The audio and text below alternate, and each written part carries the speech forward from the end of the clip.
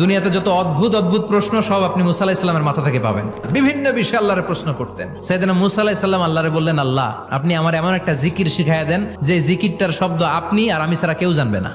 দিনে রাতে সব সময় এই জিকির আমি করব, আপনারে ডাকবো, কিন্তু শর্ত হলো এই জিকিরটা জানবে শুধু আপনি আর জানবো শুধু আমি। আল্লাহ বললেন, মুসা পড়ো লা ইলাহা ইল্লাল্লাহ। মুসা আলাইহিস সালাম কয়, মাবুদ এটা তো জাতীয় জিকির, সবাই জানে। আমি তো চাইছি এক্সেলেন্ট একটা জিকির, কারো কাছে নাই, শুধু আমি জানবো আর আমি পড়বো।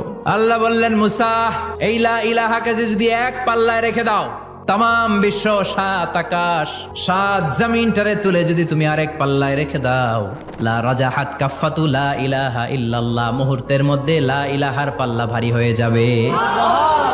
ও মুসা, তুমি যতই এক্সক্লুসিভ জিকির চাও, লা ইলাহার চেয়ে দামি জিকির আমার কাছে নাই।